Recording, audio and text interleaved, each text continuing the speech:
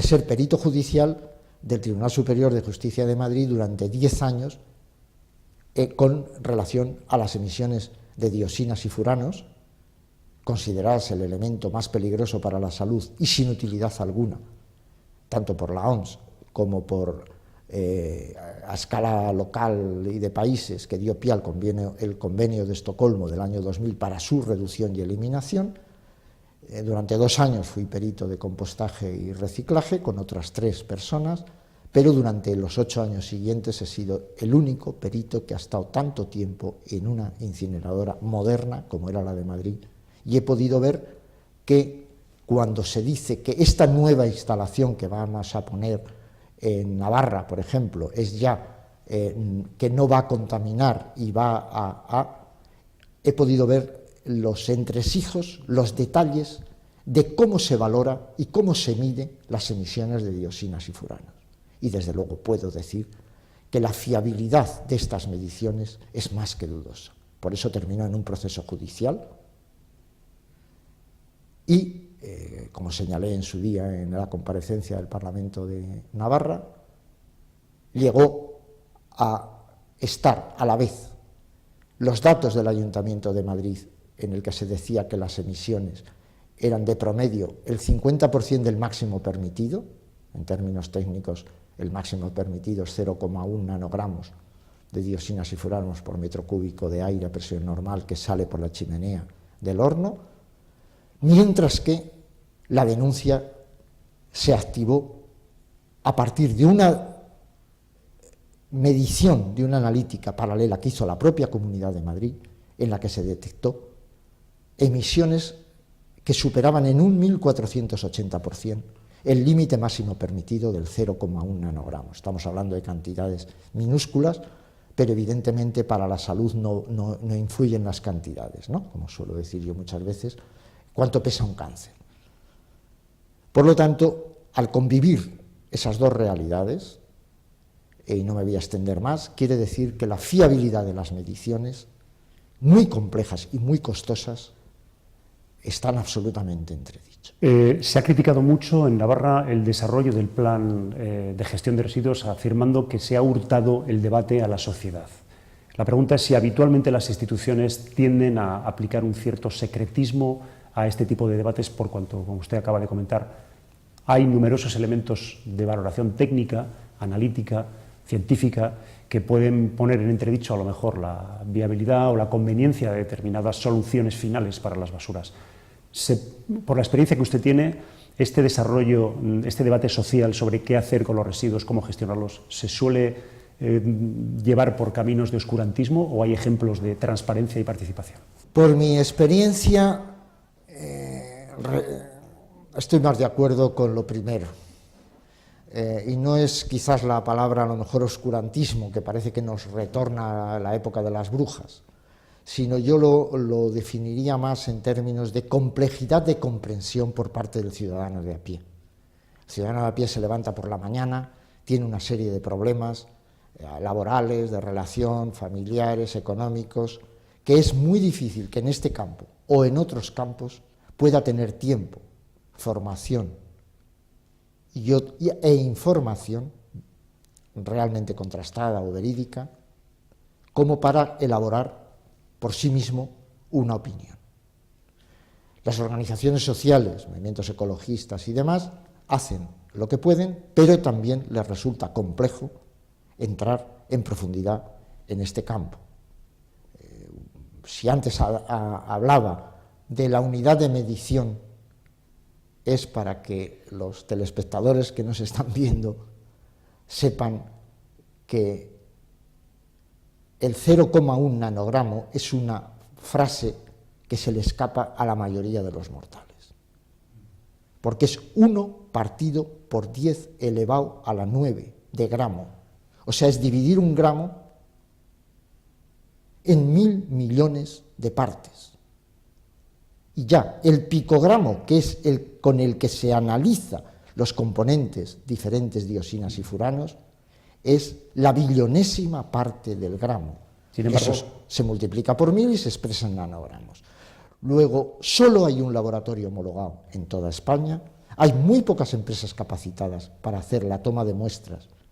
Hay muy pocas incineradoras, no solamente de residuos sólidos urbanos, sino cementeras, papeleras, metalurgias, crematorios de cadáveres, etcétera, que están dentro y tienen la obligación de hacer el inventario de dioxinas y furanos para el cumplimiento del Convenio de Estocolmo, que tengan ni tan siquiera la plataforma en la chimenea para poder tomar la muestra de aire que exige de 6 a 8 horas cada toma, etcétera, etcétera, etcétera. Con esto quiero decir que tanto en el campo de la incineración como en el campo, como en otros campos, es muy difícil que al ciudadano le pueda llegar y tenga vehículos y tenga técnicos como para. Por lo tanto, la tendencia en general es: el político no tiene tiempo, no tiene información, tiene que tener una gran voluntad y quitar el tiempo a otras cosas para documentarse, y tiene que tener una asesoría técnica fiable. Es muy fácil, entonces, que bajo el ropaje de alta tecnología, esta incineradora ya no va a tener los problemas de la de Madrid, porque es más moderna. Con ese aparataje de presentación de estas tecnologías complejas se introduzcan instrumentos de gestión, en este caso de los residuos, asombrosamente caros, costosos de controlar y complejos. Usted conoce perfectamente la legislación. Antes hemos comentado ha comentado usted cuál es la trayectoria profesional que ha desarrollado. En relación a las legislaciones del resto de la Unión Europea, podemos decir que España tiene una legislación permisiva o conservacionista, en los términos en los que usted habla, la dificultad de controlar esas emisiones, la complejidad de los procedimientos. ¿Habría que modificar la legislación española a este respecto? Yo creo que no es tanto una cuestión de mejorar la legislación, esto lo vengo diciendo durante años, tanto en el campo de los residuos como en el agua o la energía, ¿no?, sino en hacer que se cumpla la que tenemos. Solo sobre la base del cumplimiento de la que tenemos se va obteniendo el know-how, que dicen los anglosajones, el conocimiento, los sistemas de operar fiables para poder dar el salto a algo tecnológicamente más complejo. No hay más que ver que hace más de 30 años que yo sepa que en Alemania hay facultades de residuos con especialización en determinados tratamientos, y si hoy en día, a pesar de los informes, ya el CEOTMA, antes de que existiera las autonomías, un organismo que dependía del Ministerio,